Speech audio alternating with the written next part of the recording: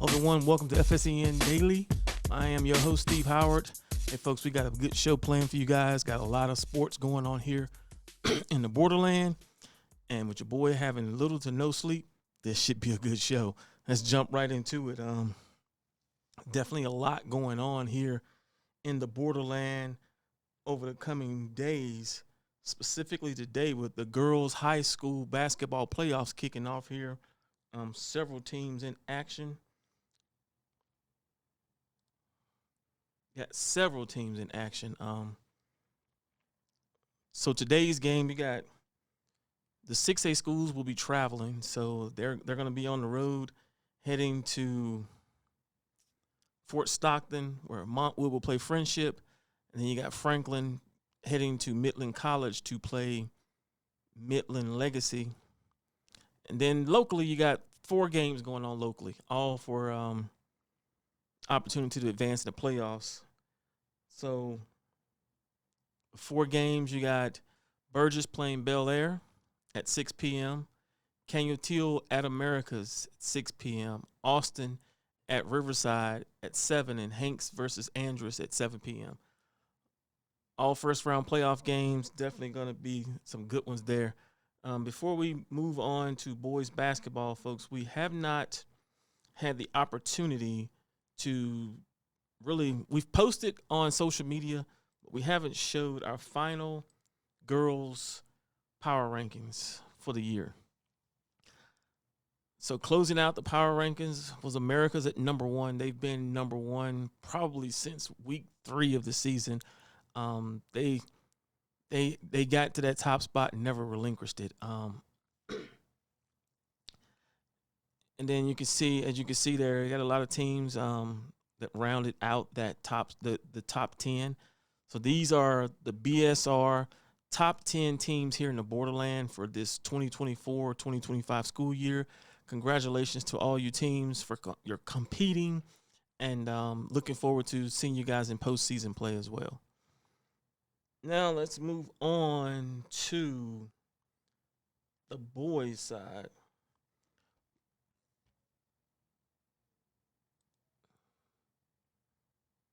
So we're going to jump to the boys here, and we're going to go through by district on this. So District 3 4A, as you can see, Presidio's pretty much got this district wrapped up. Presidio is the district champion. Congratulations to Presidio there. Got Anthony, who should be making the playoffs. That's one of the local teams. That's 3-4A. Now let's look at 1-4A. You got a log jam up there. After what happened with Bowie late last week, where they had to forfeit those games, you got a tie between Austin and Harmony Science. So Austin plays Bowie. And folks, let me tell you, that is not a guaranteed win for them. Austin could very well wound up finishing second, in Harmony Science, we're going to predict, is going to win this district championship. That's going to be a tough game between Austin and Bowie for sure. Even though they're going to be down 2 players, we still think that's going to be a really tough game. Next up, we got District 2 4A, where Isleta sits in the driver's seat.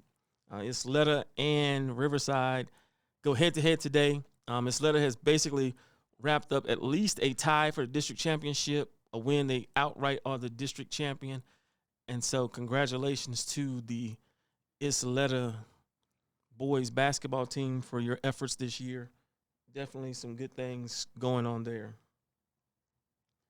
So like we said, and folks, don't get it mistaken. This is definitely not a for sure win for Isleta here.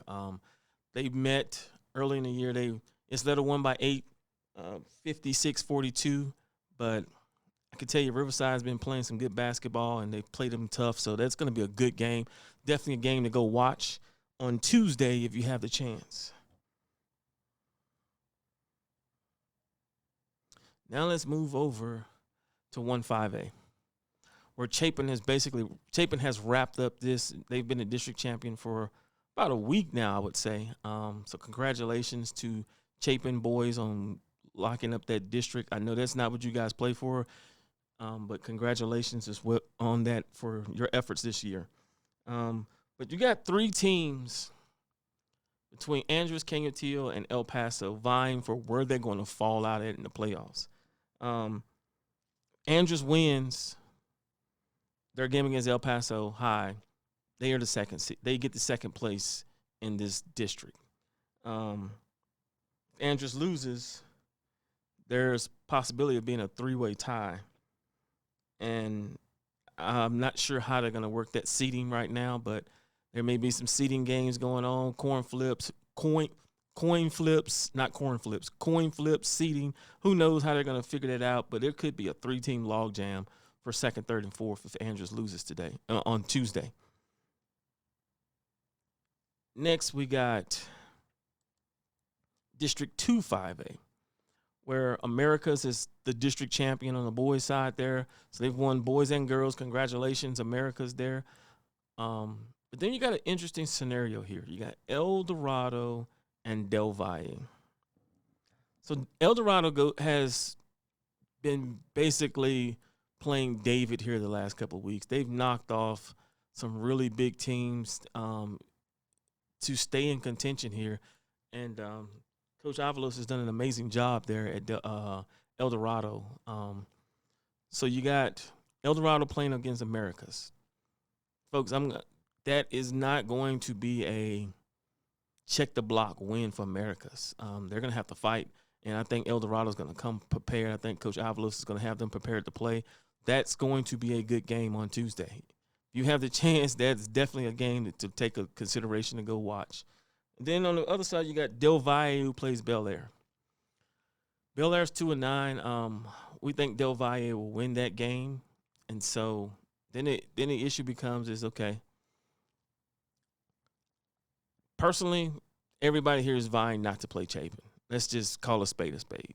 They're vying not to have to play Chapin in the first round, and so it's going to be an interesting scenario to unfold here on Tuesday as those games go down. And lastly, we're going to look at 1-6A. 1-6A is a cluster, to say the least. You've got Eastwood and Eastlake who've got first and second place shored up. But then now you have Franklin, Coronado, Pebble Hills, and Montwood all vying for those final 2 spots. There's some crazy scenarios that could go down for sure. Coronado plays Pebble Hills. Montwood plays Franklin.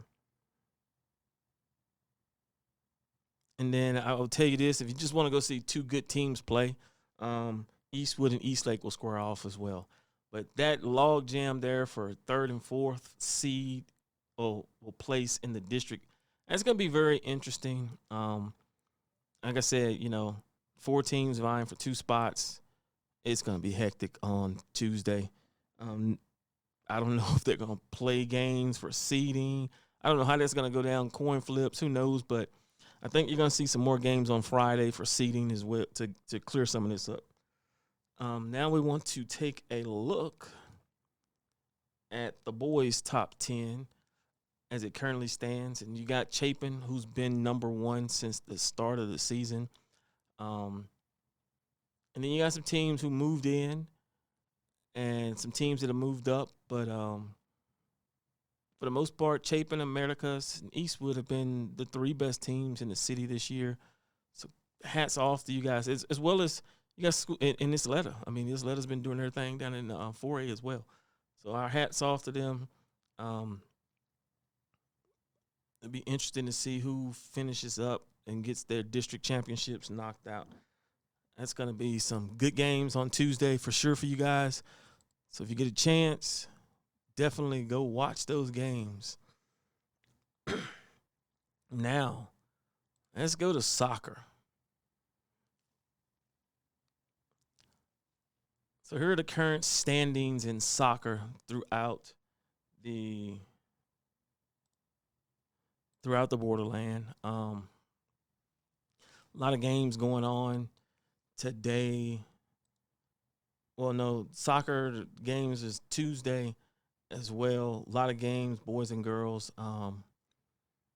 As you can see, Sinelli sits at number one in 4A, at undefeated in the district.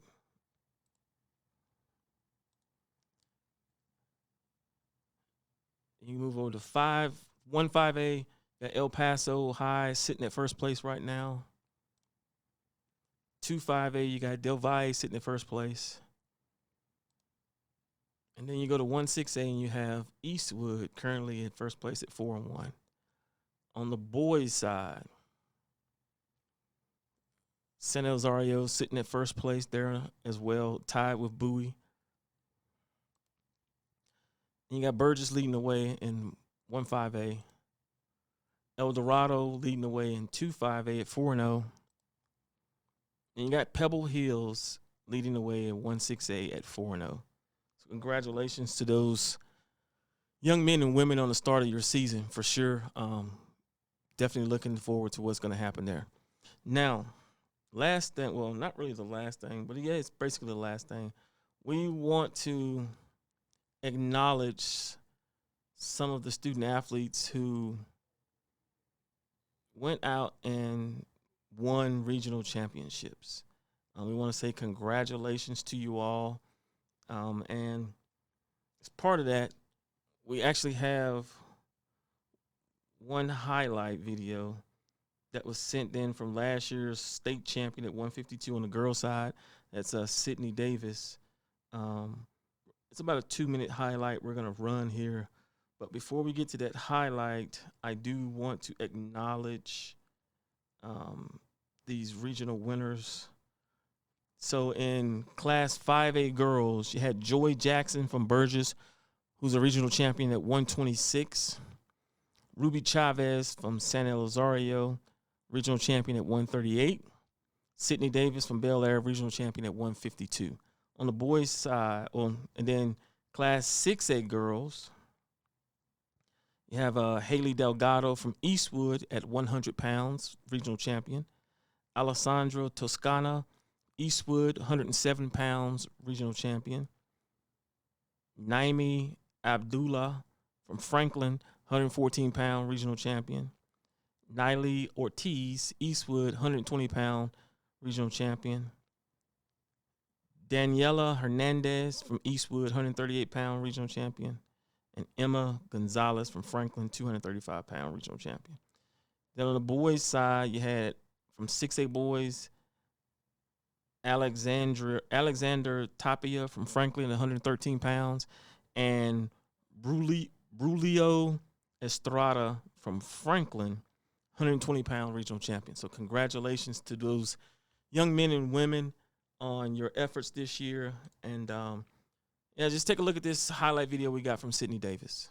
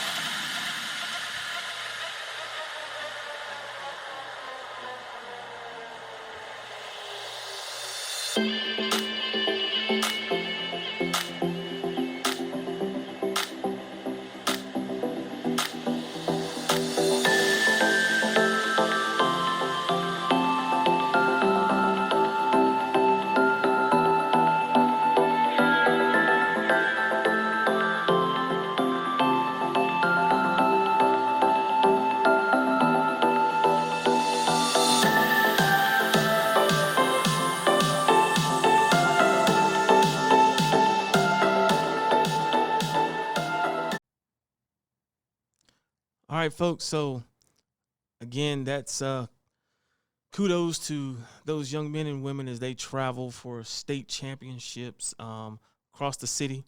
There were runner-ups, but we acknowledge the champions here, and so definitely looking forward to hearing what you all do when you get to state. We got one last thing we want to do before we close out, and that's show the statistical leaders in high school basketball here in the borderland. So the top scoring, and these are the top 10 here in the borderland for girls, led by Dana Gonzalez.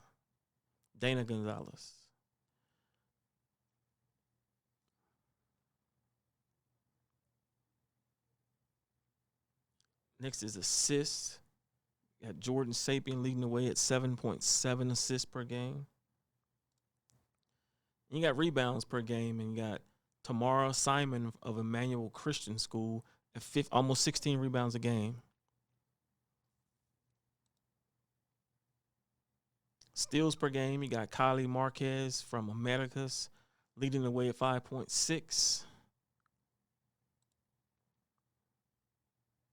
Then blocks per game, you got Tamara Simon at 2 blocks per game. She's definitely a factor inside. Now let's look at the boys, leading scorers here in the borderland. As we go into the final games today, Isaiah Thompson leads all scorers at almost 28 points a game. He's been doing it all year, folks. I mean, he's been doing it against 5A, 4A, 6A. He's been doing it. That young man can play. Assists per game, Austin Bonilla from Canutil at 6 assists per game. Rebounds, Johan Camacho from Bowie leads the way at 11.2 rebounds per game. Steals per game, Danny Delgado from Socorro leads the way at 3.3, tied with Matthew Slosar from Mountain View at 3.3. Then we got blocks per game, Braden Quigley leading the way from Eastlake with 1.9 blocks per game. So those are the statistical leaders here in the borderland as we go into the final games tomorrow.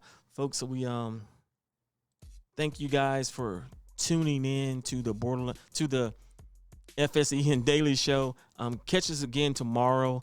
And don't forget the All-Star game is coming up in April. We got some more information to be coming out later this week. Look out for that. We thank